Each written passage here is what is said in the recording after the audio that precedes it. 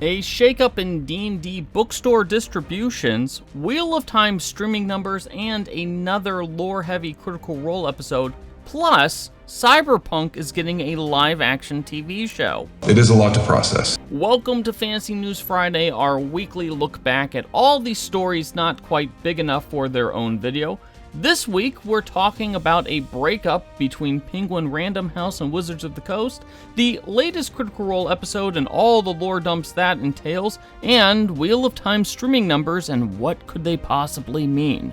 Now, remember, if you like these kinds of videos, be sure to hit the like and subscribe buttons so we can keep making them. Now, on to the news. Check this out. Earlier this week, Penguin Random House informed retailers that it would no longer be distributing Dungeons & Dragons rulebooks at the end of the year.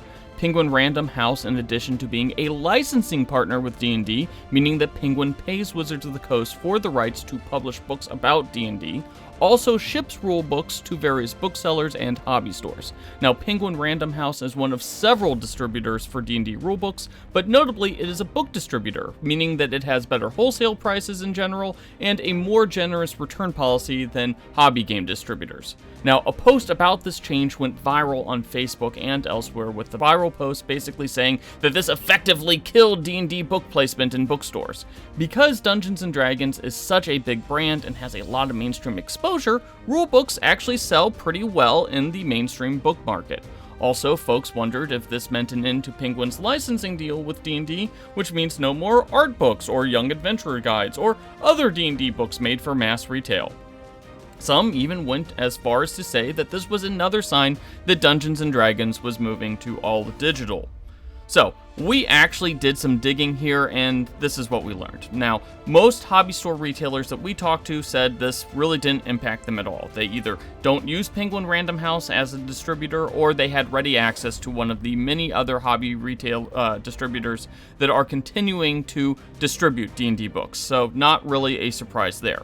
We also found out that many booksellers also have access to those same hobby distributors as well, although they'd rather use Penguin Random House because of the aforementioned return policy.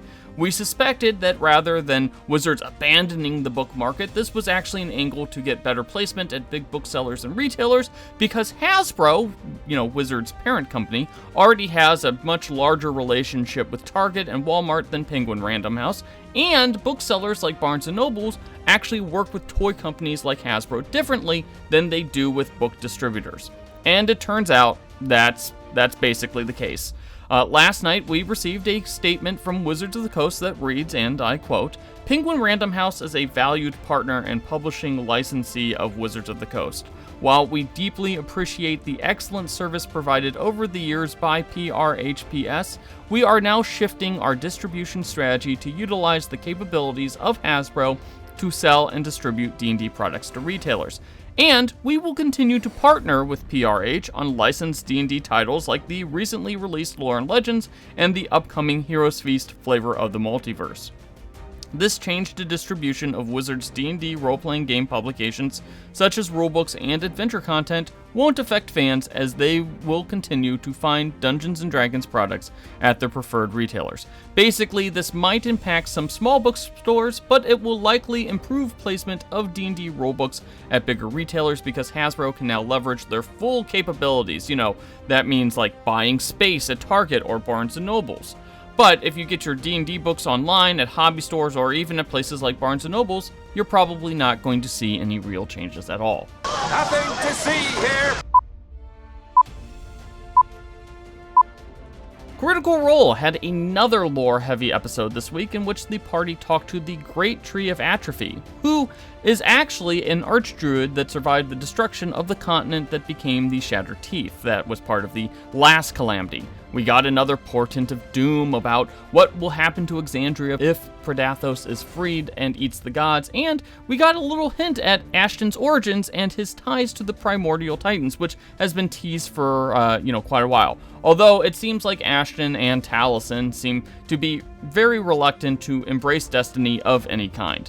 So, if you watch this episode, get ready for lots and lots of lore and a lot of questions. All the questions!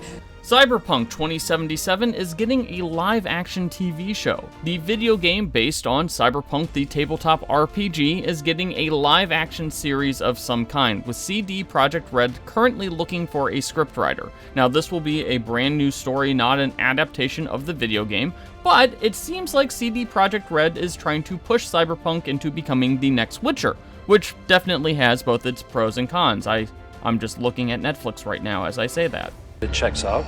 Chaosium is releasing a new guide for Call of Cthulhu, bringing the streets of Arkham to life. Call of Cthulhu Arkham is a new 272-page book that serves as a sandbox campaign setting for Call of Cthulhu, with details on every neighborhood, 80 NPCs, scenario seeds, and maps, plus a shift in the visual theme of Call of Cthulhu with full color art. This is a massive book, and it will be coming out in early 2024. Can't wait! Star Wars Unlimited finally has a release date. The upcoming trading card game will be released on March 8th, 2024 at both big box and hobby retailers. Now, the big question here is what Fantasy Flight Games will do to help Star Wars Unlimited compete in a surprisingly crowded TCG space. You have to remember that in the last year and a half, we've had the One Piece trading card game and Disney Lorcana, and they're both taking a lot of attention and oxygen in TCG circles. You know, I will say that having played through Star Wars Unlimited, the game seems pretty solidly designed. But, you know, I'm not sure if solid is exactly going to cut it, so it'll be interesting watching this all play out. It's an interesting experience. And finally, Wheel of Time streaming numbers are in on Nielsen. 515 million minutes of Wheel of Time was viewed on August 28th, the week of its 3-episode Season 2 premiere. Now, surprisingly, viewership stayed steady for the week of September 4th, with over 500 million more minutes viewed and the show actually jumping up a spot on Nielsen's streaming rating charts. Now, while these viewership numbers, and keep in mind that we're talking about minutes viewed, not people who watch it. While those numbers are way down compared to the Season 1 premiere, keep in mind that Amazon had limited marketing due to the strikes that were going on back when the show premiered. Also, these streaming numbers seem to be in line with other Prime Video shows like Marvelous Miss Maisel and The Summer I Turned Pretty. Although, you know, I'm guessing that Wheel of Time has a much bigger budget than either of those shows. So anyways, who knows what this means, but we'll touch base and, you know, keep watching the Wheel of Time and see how it goes. Anyways, what do you think was the biggest story this week? Be sure to hit those like and subscribe buttons, and don't forget to leave comments in the comments section. Thank you for watching.